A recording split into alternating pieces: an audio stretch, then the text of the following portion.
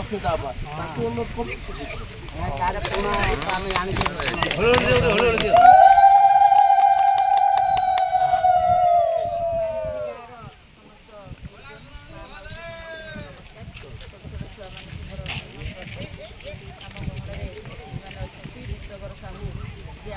विधायक प्रार्थी जिला सभापति सुनील दास पीसीसी आमर कृषक सेल सभापति श्री अम्य शिल्पी जगदा भाई निर्मल भाई समस्ते आम आसी मे 25 निर्वाचन भोट देवे आपण बहुमूल्य मतदान मे 25 देवे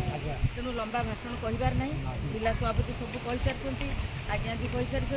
तेणु आम मैंने दलित बस्तीर सब लोक आपण मैंने गोटे कथा तो जानूे जे देश में बर्तमान जो सरकार अच्छी केन्द्र में नरेंद्र मोदी भारतीय जनता पार्टी से बर्तमान संविधान आउ आपणकर गणतंत्र यार ऊपर से प्रहार कर संविधान टी किए करथिला देश जो स्वाधीन है कांग्रेस जो दायित्व नेला जवाहरलाल नेहरू थे प्रधानमंत्री एवं बाबा साहेब आंबेडकर से आईन करते संविधान टी आमर तैयारी करते बाबा साहेब आंबेडकर और टीम एवं कांग्रेस संविधान से संविधान में आमर दलित लोक आदिवासी लोक पछुआ वर्ग लोक जो व्यवस्था कराई जदि संविधान टी बर्तमान जदि से नष्ट कर दिखती ताहले आमर अधिकार चली सब क्षति किए बेसी सह आम मैंने सहवा आमर जो दलित बस्तर भाई भौणी मैंने आज जो कांग्रेस सरकार आपको आज घर आपणकर शिक्षा आरंभ कर सब जो संरक्षण व्यवस्था फल आज आम समाज मुंड टेक चली पारे जदि से संविधान टी चेंज कर दिया परिवर्तन कर दिया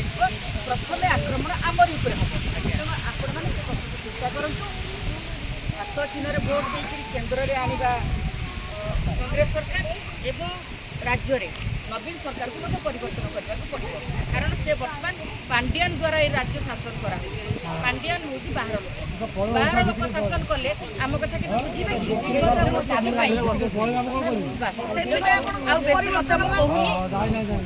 भाई भौणी मैंने गोटे कथा मन रखु केन्द्र में जब भारतीय जनता पार्टी आसे ताले आम मानकर अधिकार से छिन्न करनब एवं राज्य में बीजेडी बीजेपी सांग होकर चलाउछन एवं आमर खनि खादान पानी जल जमी जंगल सब लुट कर तेणु ये दुईट कथा को मन रखु एठी बीजेडी बीजेपी एकाठी अच्छा आमको लुटपाट करके सर्वस्वान कर सारे तेणु एठी परिवर्तन दरकार कांग्रेस को आने पड़ो सरकार को राज्य में हाथ चिन्ह भोट देकर केन्द्र में सेमती राहुल गांधी को आम प्रधानमंत्री भाव में देखा केन्द्र में आम कांग्रेस सरकार आने ये मोर कहूँ समस्त धन्यवाद।